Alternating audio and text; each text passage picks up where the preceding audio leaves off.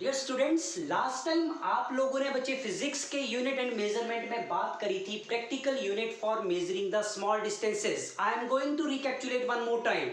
जब मैंने बात करी थी स्मॉल डिस्टेंसेस की, मैंने आपको फर्स्ट यूनिट बताया था मिलीमीटर, दूसरा यूनिट मैंने आपको बताया था माइक्रोन, तीसरा था nanometre and fourth one is angstrom, right. और ये वैल्यूज मैंने आपको लास्ट टाइम में क्लियर करी थी कि ये वैल्यूज किसके बराबर होंगी।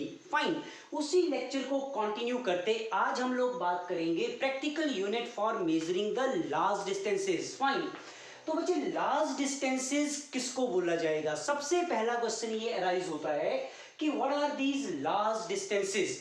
For example light year. अब जब मैं लाइट ईयर की बात करूंगा, come for the very first one. The first one is known as light year. समझ गए? आप जब भी फर्स्ट वन की बात करेंगे उसको नाम दिया जाएगा लाइट ईयर। अब बच्चे ये लाइट ईयर है क्या? कौन से यूनिट को मैं लाइट ईयर बोलूंगा? समझ गए?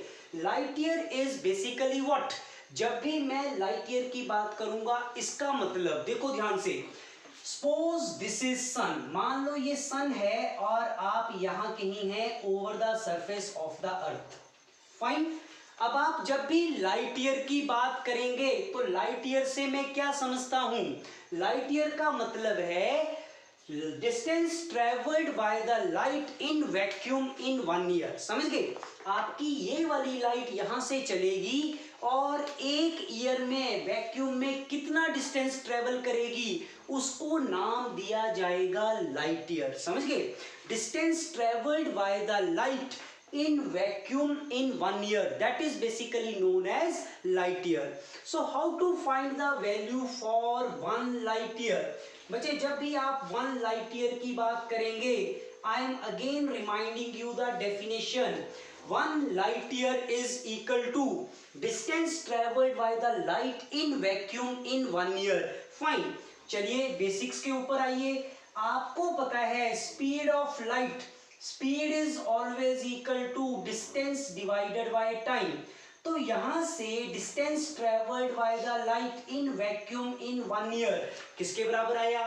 Distance is always equal to speed multiplied by time. अब आपको पता है light is always moving with speed equal to speed of light.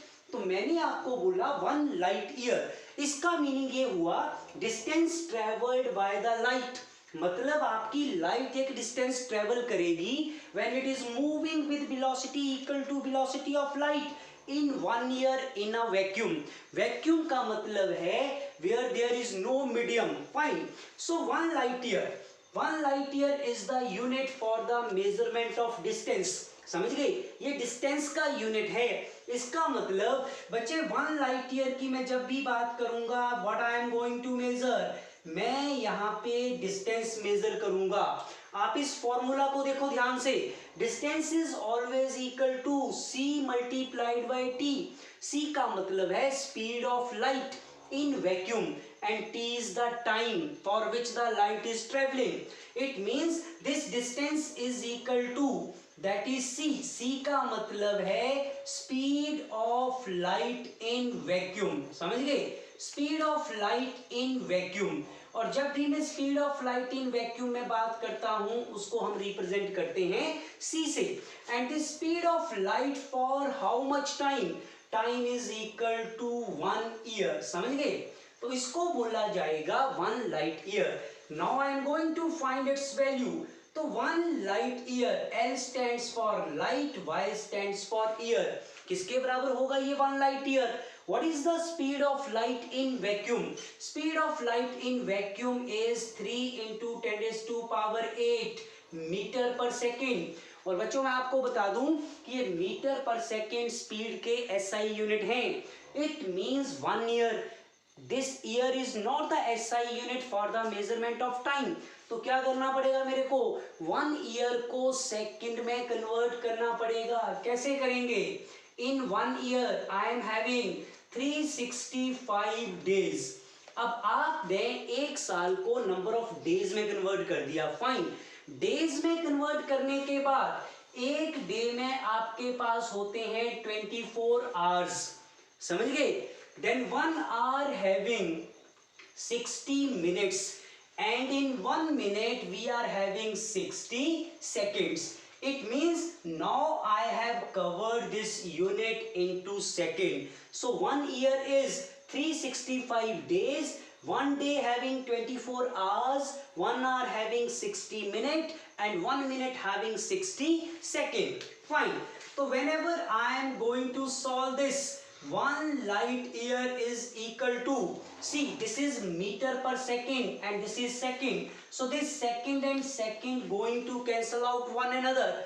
और बच्चों जब आप इसको सॉल्व करेंगे the value will come out to be 9.467 into 10 raised to power 15 metre.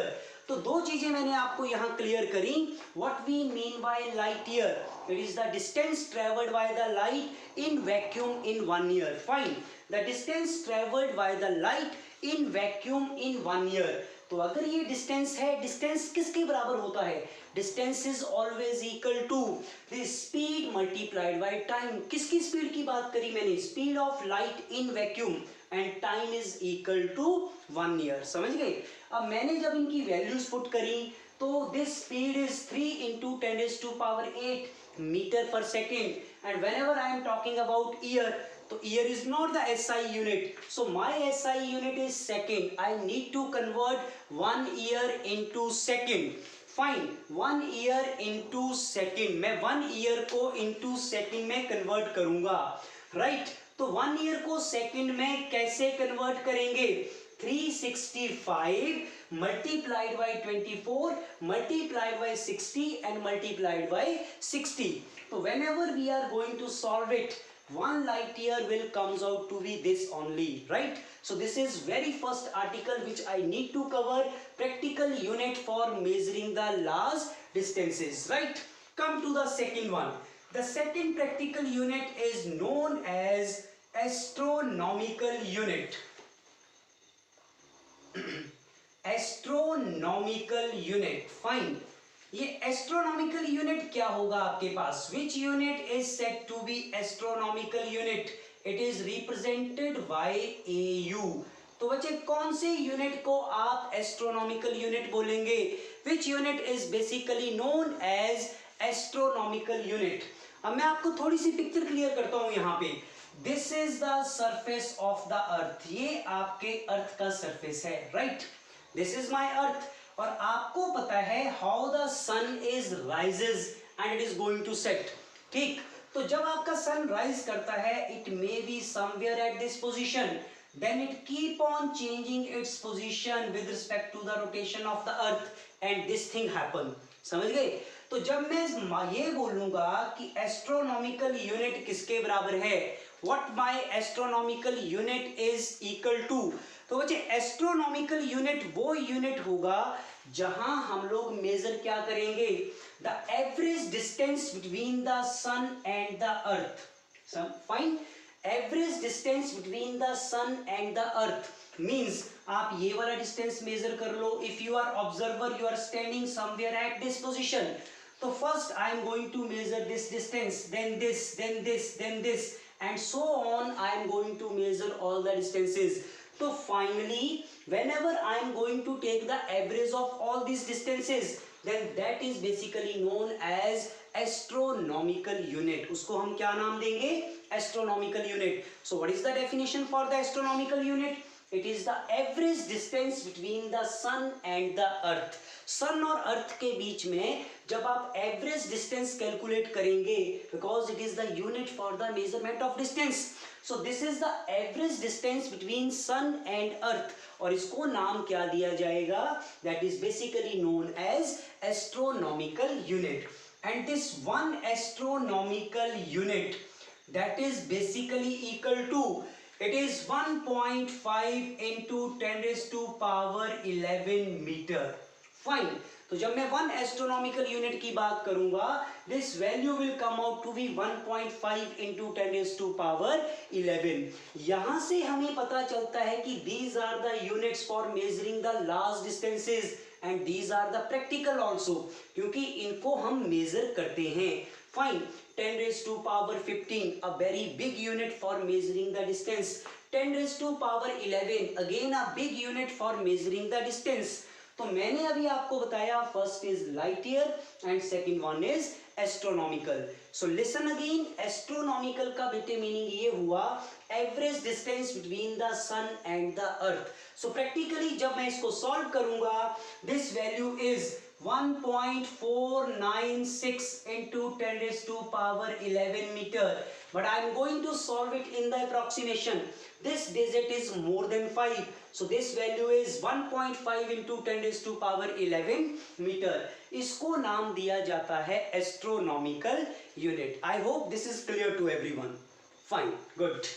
So now I am talking about the third and the last one, which is again very important. Fine. The name of that unit is parsec. तो अब मैं बात करूंगा parsec की. See carefully what I mean by parsec. Parsec किसको बोलेंगे? Fine. Which unit is basically known as parsec, right? तो whenever I am talking about this parsec, ये parsec क्या है, parsec को हम define कैसे करेंगे, and finally how I am in position to find out the parsec. Okay, see, listen carefully. Come to the third statement and the third practical unit for measuring the large distances, that is known as parsec. आप लोगों ने इससे पहले parsec का नाम नहीं सुना होगा. Fine. And again I am reminding you कि these units they are very important. बच्चे जब भी आप इन units की बात करेंगे तो ये units बहुत important हैं, and these units always give you a fair idea that how we can make and how we can assign the units, maybe in class 11 or maybe in class 12. Fine. अब आपको astronomical unit का idea है. Fine. तो what I am going to construct, see, let us suppose this is the average distance between the sun and the earth. It means I am having sun at this position, और यहाँ पे मैंने आपको ये अर्थ का एक corner बता दिया. इससे लास्ट वाले आर्टिकल में, लास्ट वाले पेज में मैंने आपको बोला था कि what I mean by astronomical unit. ये जो वन एस्ट्रोनॉमिकल यूनिट है ये है क्या? One astronomical unit is the average distance between the sun and the earth. समझ गए? फाइन. अब मेरे को करना क्या है, अगर मैं यहाँ पे एज एन ऑब्जर्वर हूं, if I am an observer, so I keep on moving on this position. देखो मैं अर्थ से इस पोजीशन की तरफ मूव करना शुरू करूंगा, राइट? और सपोज मैं इस पोजीशन पे आ गया.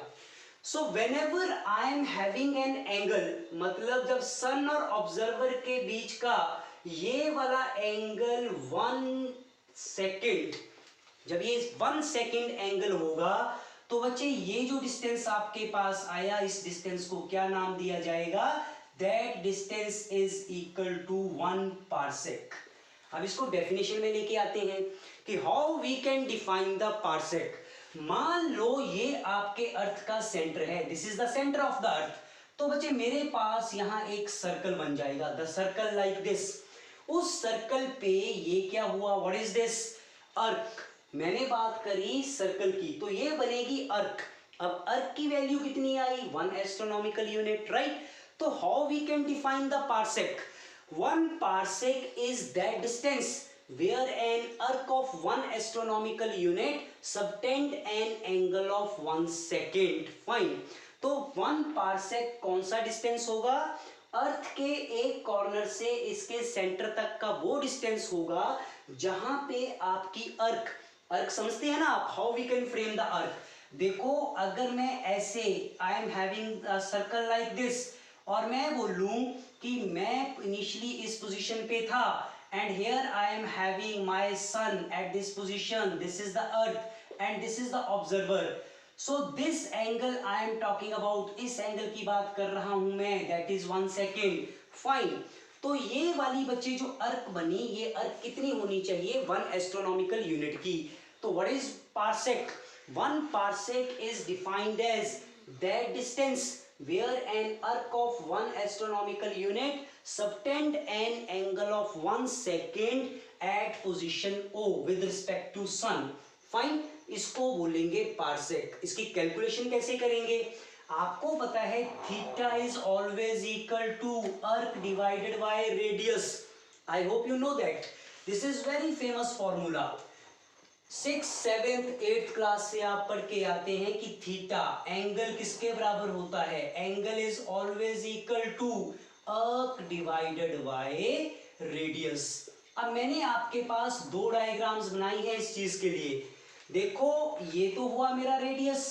How much I am radius I am having 1 parsec. और अर्क की वैल्यू कितनी है 1 एस्ट्रोनॉमिकल यूनिट. तो my arc is equal to 1 astronomical unit. And whenever I am talking about radius, it is 1 parsec. Okay? मुझे value किसकी find out करनी है. मुझे वैल्यू फाइंड आउट करनी है 1 पार्सेक की. तो बच्चे यहां से 1 parsec is equal to what. whenever I am talking about 1 parsec, that is equal to 1 astronomical unit divided by theta. अब ध्यान से देखिए यहां पे आपका एंगल कितना है. Again this value is 1 astronomical unit divided by theta is equal to 1 second. अब आपके माइंड में एक कंफ्यूजन आएगा यहाँ पे. and see the confusion and see the answer also. so now this value for 1 parsec. अब बच्चे ये वैल्यू 1 पार्सेक किसके बराबर आएगी. दिस 1 पार्सेक लास्ट पेज पे मैंने आपको बताया था what is 1 astronomical unit. It is 1.5 approximately into 10 raised to power 15 meter, right? And this is divided by. देखो जब मैं इसको डिवाइड करूंगा यहाँ वैल्यू आ रही 1 सेकेंड. अब आप ये पूछेंगे मेरे से कि ये 1 सेकेंड क्या है. What this 1 second is? 1 second is the angle. अगर मैं इसको ऐसे लिखता 1 के ऊपर 0, इसको बोलते हैं 1 डिग्री. अगर मैं इसको ऐसे लिखता 1 के ऊपर सिंगल डैश, इसको बोलते हैं एंगल ऑफ 1 मिनट. लेकिन मैंने यहाँ पे लिखा 1 के ऊपर डबल डैश. इसका मीनिंग बेटे ये हुआ कि दिस इज 1 सेकेंड. ओके. आपको पता है एसआई यूनिट. यहाँ मैंने एसआई यूनिट की बात करी. तो बच्चे what is the SI unit for the measurement of angle. That is radian. ठीक है. तो मेरे को ये वैल्यू रेडियन में कन्वर्ट करनी पड़ेगी. What is the procedure. Rough column में आप ध्यान से देखिए. एंड फॉर नेक्स्ट कैलकुलेशंस और for future calculations you can have the knowledge of all these values. तो कैसे करते हैं हम लोग calculation.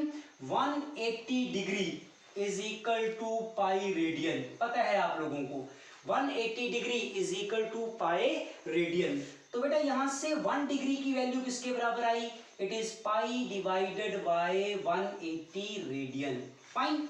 180 degree pi radian. 1 degree इसको नीचे आना पड़ेगा 180 पाई डिवाइडेड बाय 180 रेडियन. अब ये 1 डिग्री किसके बराबर होता है. 1 डिग्री का मतलब है 60 मिनट. ये जो 1 डिग्री आपके पास है इसका मीनिंग है 60 मिनट. इसका मतलब 60 मिनट किसके बराबर आए. पाई डिवाइडेड बाय 180 रेडियन. ओके. अब मैं यहाँ बात करूंगा 1 मिनट की. तो 1 मिनट ये 60 नीचे जाएंगे. It is pi divided by 180 multiplied by 1 upon 60 radian. I hope this is clear. अब जब मैं बात करूंगा 1 मिनट की, it means 1 minute having 60 second. So this 60 second is pi divided by 180 multiplied by 1 upon 60 radian. और बच्चे मेरे को वैल्यू किसकी चाहिए 1 सेकेंड. तो यहां से आप किस वैल्यू की बात करेंगे. यहां से आप बात करेंगे 1 सेकेंड की. See carefully. So this 1 second is equal to it is pi divided by 180 as it is multiplied by 1 upon 60 already there. और एक 60 आप ये नीचे लेके आएंगे. It is 1 upon 60 radian. So this is the value I am having for 1 second. I hope this is clear. If again you are facing any problem, kindly have a comment in the comment box. I will get back to you. Fine. तो यहाँ पे 1 second की value put करो. This is the value for 1 second. It is pi divided by 180. Hope it is clear. Multiplied by 1 multiplied by 1, that is equal to 1. And this is 60 multiplied by 60, 3600. और बेटा अब ये value radian में आ गई. और radian is the SI unit. Fine. तो it means अब आप जब पार्सेक की वैल्यू कैलकुलेट करेंगे, what is 1 parsec equal to, अब मुझे आई होप कि ये बताने की जरूरत नहीं है आपको कि पाई किसके बराबर होता है। Pi is either equal to 22 divided by 7 और इट इज 3.14। तो this value you people already know. I think you are very good in mathematics. Mathematics means multiplication, division and how to rearrange the terms.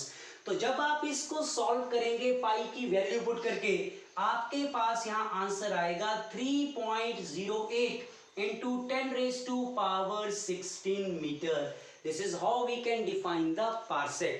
Fine. So this is the third biggest unit for measuring the large distances and it is the practical unit. Right तो मैंने बच्चे आपको 3 units की बात करी और practically एक एक स्टेप पे मैंने आपको ये बताया how we can measure the light year, then how we can measure the astronomical and how we will get an idea about the parsec. So these are very important for you. कभी कभी जब हम AIEEE या NEET की बात करते हैं यहाँ से हमें न्यूमेरिकल मिलता है. फाइन. तो you people have to look it very carefully कि how we will solve this numerical. यही वाला कंसेप्ट मेरे को वहां अप्लाई करना पड़ता है and we are getting it.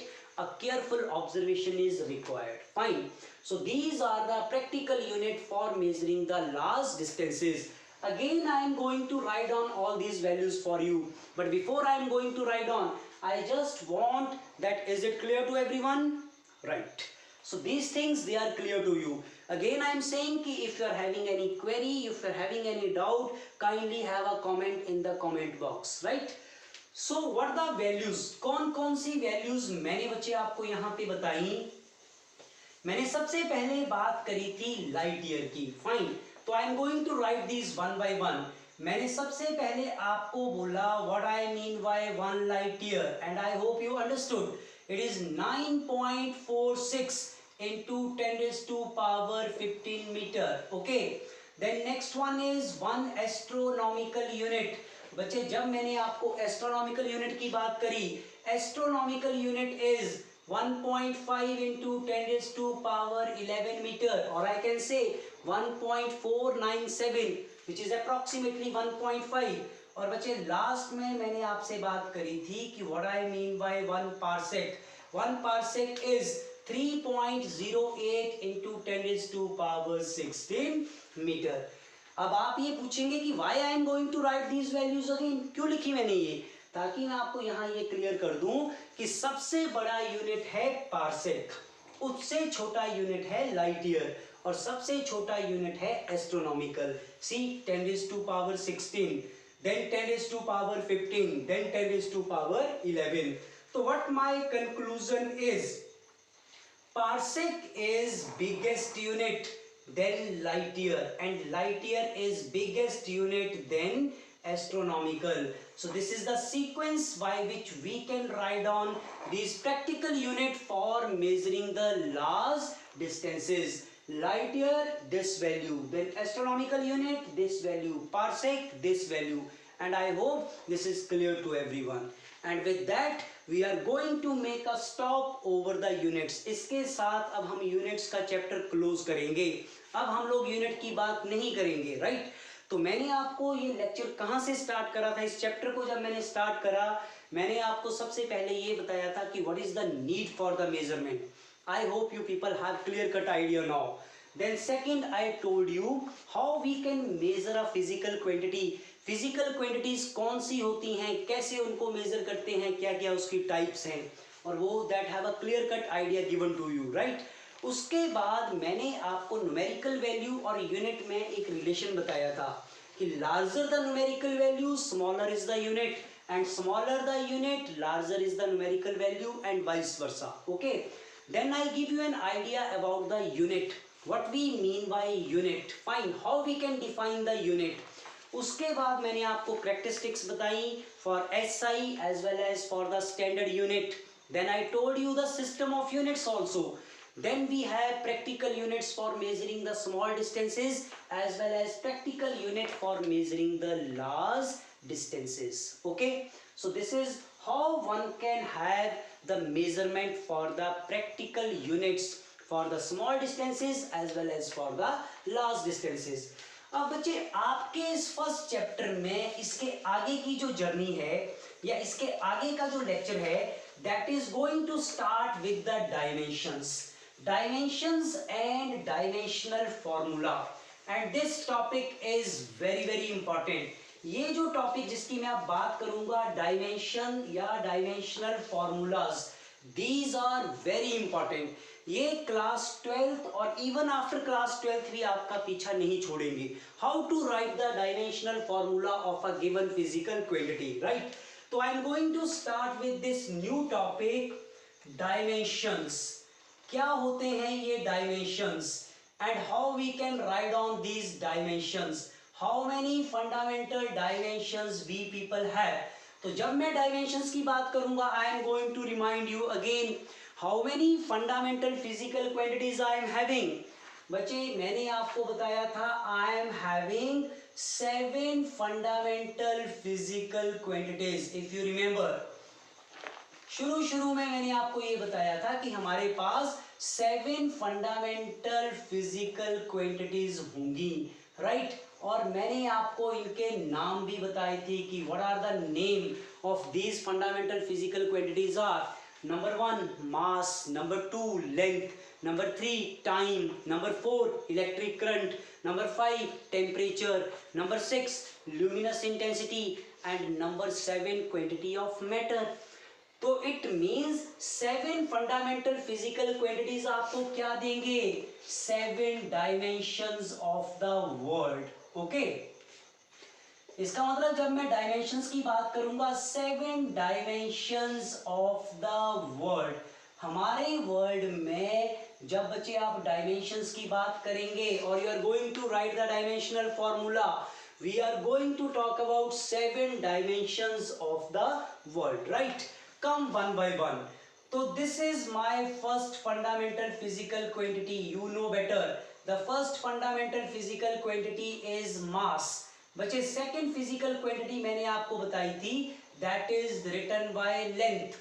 The third fundamental physical quantity is known as time. My fourth fundamental physical quantity, that is temperature. Okay, this is fourth fundamental physical quantity. Fifth fundamental physical quantity is electric current, and my sixth fundamental physical quantity is luminous intensity, that is known as intensity of light falling per unit area. और seventh one जब मैं बात करूंगा this is quantity of matter. तो ये fundamental physical quantities हैं मेरे पास, और you can say these are the basic physical quantities whose units already I know. अगर बच्चे मैं आपको units की बात करूं तो आपको पता है mass is always measured in kilogram, length is measured in meter, time is measured in second, temperature is measured in Kelvin, electric current is measured in ampere, then my luminous intensity is measured in candela, and quantity of matter is measured in mole. आज के इस lecture में मैं आपको unit नहीं बताऊंगा, मैंने आपको बोला है मैं आपको बताऊंगा 7 dimensions of the world and this is the basics. अब 7 dimensions, see how to write the dimensional formula for mass. बच्चे मास का डायमेंशनल फॉर्मूला, कभी भी आपको डायमेंशनल फॉर्मूला लिखना है सबसे पहले तो स्क्वायर ब्रैकेट्स की बात करेंगे आप. विद इन स्क्वायर ब्रैकेट्स मास का मतलब कैपिटल M लिख दो, nothing else. So it is only capital M. और अगर मैं आपको बोलूं कंप्लीट डायमेंशनल फॉर्मूला आपको लिखना है m raised to power 1, there is no length, there is no time. Basically हम डायमेंशनल फॉर्मूला इन 3 फिजिकल क्वांटिटीज के बेस पे लिखते हैं. One is mass, another one is length and third one is time. Why?